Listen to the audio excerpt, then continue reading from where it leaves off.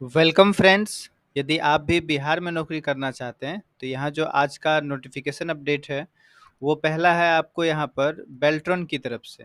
ठीक है, Beltron Bihar state electronics development corporation limited. यहाँ पर जो वैकेंसी आई है देखिए, चीफ अकाउंट ऑफिसर है। ठीक है, एक पोस्ट है, अपर एज लिमिट 57 वर्ष है और ये क्वालिफिकेशन यहाँ पर दिया गया है। इसका नोटिफिकेशन आपको डिस्क्रिप्शन में भी मिल जाएगा, वहाँ से आप डाउनलोड कर सकते हैं। मैनेजर की एक पोस्ट है, दो पोस्ट है यहाँ पे। क्वालिफिकेशन आपका बीई या बीटेक या बीएससी इंजीनियरिंग या एमसीए इक्विवेलेंट होना चाहिए। सैलरी इसका देखिए 60,000 से 70,000 तक है। यहाँ पर एक्सपीरियंस भी चाहिए आपको, 5 year of post qualification experience. Account officer के लिए एक पोस्ट है, कौन कैटेगरी में है वो भी यहाँ पर आपको लिखा हुआ है। असिस्टेंट मैन पावर मैनेजर है ना, मैन पावर के लिए एक पोस्ट है अनरिजर्व में। 35 ईयर मैक्सिमम है इनका एज लिमिट। एमबीए होना चाहिए एचआर में।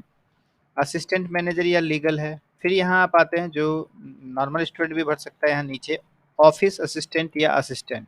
7 पोस्ट है यहाँ पे। कौन सी कैटेगरी में खाली है पोस्ट ये भी यहाँ पर दिया। इसके ऊपर था आपका प्रोग्राम प्रोजेक्ट या एग्जीक्यूटिव, प्रोग्राम या प्रोजेक्ट एग्जीक्यूटिव है ना।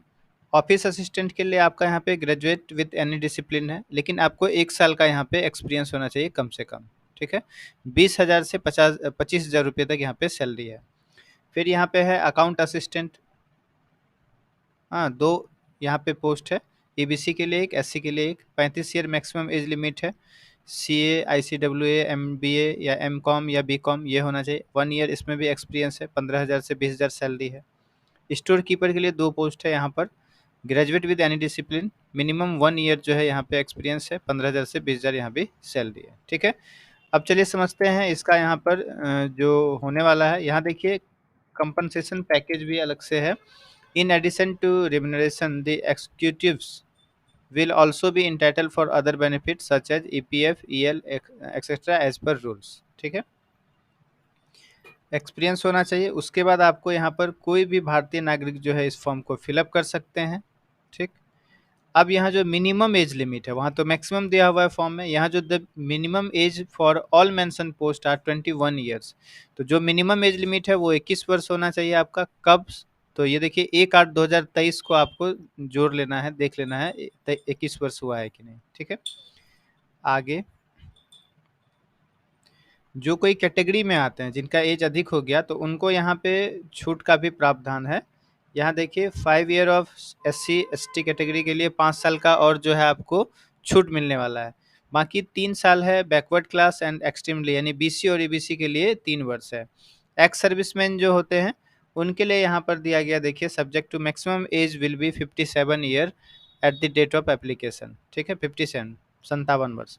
और अपर एज लिमिट यहाँ पर जो दिया गया, maximum of 10 year in case of दिव्यांग, यानी फिजिकली चैलेंज्ड कोई है तो उनको 10 वर्ष का एक्स्ट्रा जो है और छूट दिया गया अपर एज लिमिट में। और 15 वर्ष के लिए है SC ST और 13 वर्ष BC EBC। ठीक है, तो चलिए कोई दिव्यांग में यदि आते हैं तो उनके लिए ऐसा है।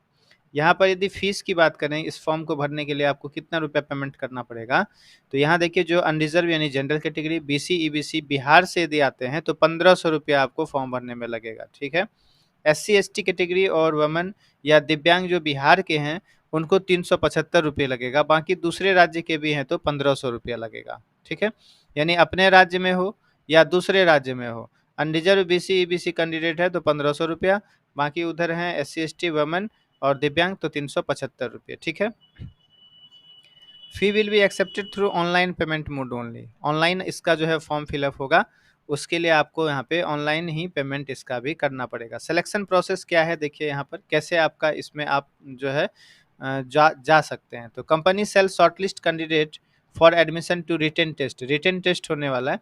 तो यहाँ पर दिया गया final selection of shortlist candidate for various post will through, जो यहाँ पर आपका देखिए 1 नंबर से 6 नंबर, 1 नंबर वाला जो पोस्ट है चीफ अकाउंट ऑफिसर, उसमें केवल इंटरव्यू है।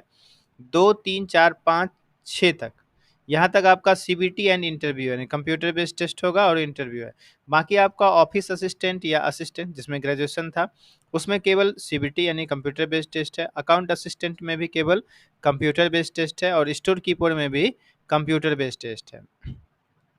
अब आगे आते हैं, जो कंप्यूटर बेस्ड टेस्ट होने वाला है सीबीटी, वो आपका 80 मार्क्स का होगा, और जिनका इंटरव्यू है वो आपका 20 मार्क्स का होगा। ठीक है, सेंटर कहाँ पे होने वाला है? तो पटना या other cities of Bihar as per number of candidate. Patna में हो सकता है या बिहार में और किसी भी सिटी में हो सकता है। यदि स्टूडेंट अधिक होंगे तो और भी जिला में हो सकता है, नहीं तो पटना में होगा। अब इसका फॉर्म भरने का यदि करें तो आपको bsedc.bihar.gov.in यानी बेल्टन की वेबसाइट पे ही फॉर्म भरने के लिए आपको लिंक मिलने वाला है। Online submission of the application will be allowed on the website from 18 सितंबर से जो है ये फॉर्म भरना शुरू होगा, और लास्ट डेट है आपका 6 अक्टूबर तक। ठीक है, 18 सितंबर आपको ध्यान रखना है, 18 सितंबर से फॉर्म भरना शुरू होगा। ठीक है, बाकी इसमें और कुछ एग्जाम लैंग्वेज यहाँ पर दिया गया, इंग्लिश या हिंदी। इंग्लिश और हिंदी दोनों में आपका वहाँ पे किसी में से भी आप एग्जाम दे सकते हैं। ठीक है, बाकी इसका अभी यहाँ पे सिलेबस नहीं दिया गया है कि क्या इसका एग्जाम का सिलेबस होगा, ये यहाँ पर नहीं दिया। हो सकता है बाद में देगा, तो हम आपको वीडियो बनाकर फिर बताएंगे। ठीक है, तो स्टार्ट डेट 18 सितंबर है 11 AM से, और एंड डेट है 6 अक्टूबर। चलिए, दूसरा नोटिस जो है आपका यहाँ पर, वो है यहाँ पर देखिए आपका समाहरणालय पटना जिला बाल संरक्षण इकाई, विज्ञापन संख्या 21। यहाँ पर जो कुछ स्वीकृत पद है वो यहाँ पर देखिए मैनेजर या कोऑर्डिनेटर 5 पद है ना। कौन सी कैटेगरी में है? तो अनरिजर्व में 2 है, अनरिजर्व फीमेल में 1, ईबीसी में 1, एससी में 1 है। सैलरी कितना होने वाला है? 23,170 रुपये प्रति माह होने वाला है। उम्र 25 से 45 वर्ष, ये क्वालिफिकेशन है आपका यहाँ पर, है ना।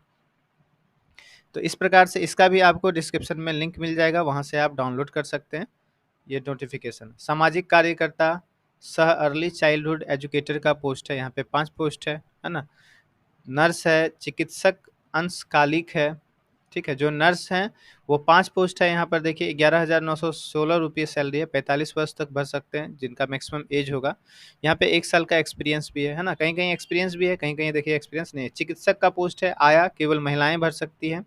चौकीदार का पोस्ट है, 5 पोस्ट है ना। तो इस प्रकार से आप यहाँ पे चौकीदार के लिए देखिए साक्षर लिखने पढ़ने में केवल सक्षम होना चाहिए, है ना।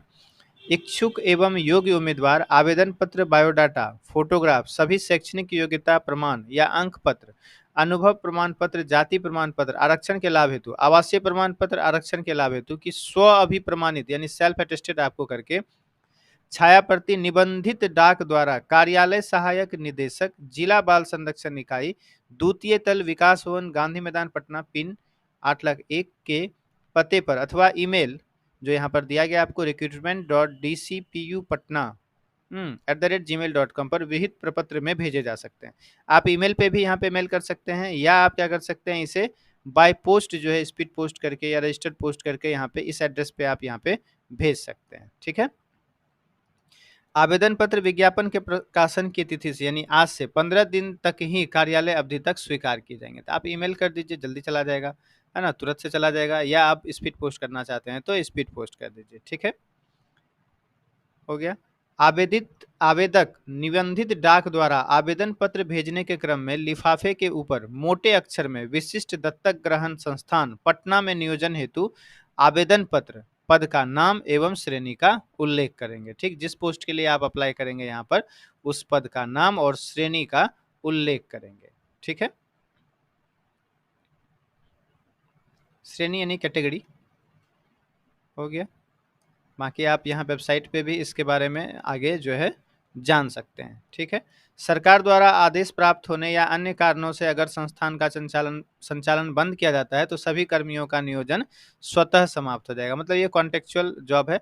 अस्थायी नियोजित कर्मी ना तो सरकारी सेवक माने जाएंगे और ना ही सरकारी सेवकों को अनुमान्य किसी सुविधा के हकदार माने जाएंगे। ठीक है, तो चलिए नेक्स्ट नोटिफिकेशन यहाँ पर जो है आपका वो है निम्न वर्गीय लिपिक का पंचायती राज विभाग में। ठीक है, संविदा आधारित निम्न वर्गीय लिपिक हेतु आरक्षण वार पदों की संख्या यहाँ पर जो दी गई है आपको देखिए, पंचायती राज विभाग में 504 पोस्ट है। वेतन स्तर यहाँ पे 2 है, और यहाँ आरक्षित में कितना, अनारक्षित में 131 है, पुरुष और महिला 71 है। इस तरह से टोटल जो वैकेंसी है वो 504 है। नीचे आते हैं यहाँ पर, तो संविदा नियोजन के लिए पात्र इसमें कौन होंगे? तो आवेदक भारत का नागरिक हो, दूसरा सेवानिवृत्त निम्न वर्गीय लिपिक का संविदा आधारित नियोजन के लिए उम्र सीमा सामान्य प्रशासन विभाग के संकल्प संख्या 10,000 दिनांक 10/7/2015 के उपबंधों से आच्छादित होगी। चयन मात्र 1 वर्ष अथवा नियमित नियुक्ति या प्रोन्नति होने तक के लिए होगा तथा अधिकतम उम्र सीमा 65 वर्ष होगी। अर्थात दिनांक 30/9/2023 को आवेदक का उम्र 64 वर्ष से अधिक नहीं हो। ठीक है। संविदा नियोजन की शर्त है किसी पद विशेष से सेवानिवृत्त सरकारी सेवक का चयन उसी पद विशेष अथवा समकक्ष पद के विरुद्ध किया जा सकेगा। उच्च वेतनमान के पद से सेवानिवृत्त सरकारी सेवक का संविदा पर नियोजन निम्न वेतनमान के पद पे नहीं किया जा सकेगा। मतलब कोई पहले से यदि सरकारी जॉब में थे और अधिक मतलब उच्च वेतनमान के पद पे थे तो उनका नियोजन यहाँ पे नहीं किया जाएगा। एक विभाग या जिला से सेवानिवृत्त सरकारी सेवक अन्य विभाग या जिला में भी नियोजन के लिए पात्र माने जाएंगे। ठीक है। चयन हेतु उम्मीदवार की अधिकतम उम्र सीमा 65 वर्ष की होगी। चयन प्रथमतः 2 वर्षों अथवा उक्त पद पर नियमित नियुक्ति होने तक के लिए होगा तथा अधिकतम उम्र सीमा 65 वर्ष तक आवश्यकता अनुसार 1-1 साल के लिए उनकी सेवा का विस्तार उनके कार्यों की समीक्षा के उपरांत किया जा सकेगा। विशेष परिस्थिति में संबंधित विभाग द्वारा अपने अधीन सेवानिवृत्त सरकारी सेवकों का संविदा विस्तार वित्त विभाग एवं सामान्य प्रशासन विभाग की सहमति से 65 वर्ष के बाद भी 67 वर्ष तक किया जा सकेगा। परंतु वैसे पदों जिनकी सेवानिवृत्ति की आयु ही 65 वर्ष निर्धारित है पर संविदा के आधार पर नियोजन हेतु अधिकतम आयु सीमा 70 वर्ष होगी। ठीक है। तो चलिए ये नोटिफिकेशन आपको मिल जाएगा डिस्क्रिप्शन में, वहां से आप डाउनलोड कर सकते हैं। ठीक है। संपूर्ण चयन प्रक्रिया का प्रबंधन पंचायती राज विभाग के द्वारा, यानी ये वैकेंसी ही जो है पंचायती राज विभाग में है। ठीक है। तो चलिए इसके लिए आप वहां से जो है ये डाउनलोड कर लीजिएगा नोटिफिकेशन। काउंसलिंग होती है, कोई भत्ता नहीं दे होगा। ठीक है। ये मतलब पूर्ण रूप से जो ये नियोजन है ये जो कोई जॉब करते थे और जो रिटायर हो गए हैं उनके लिए है। सीधा सा यहाँ पर है ना, सेवानिवृत्त निम्न वर्गीय लिपिक की सेवा संविदा के आधार पर लिए जाने हेतु। ठीक है। तो ये उन्हीं के लिए है। चलिए मिलते हैं नेक्स्ट वीडियो में, तब तक के लिए थैंक यू।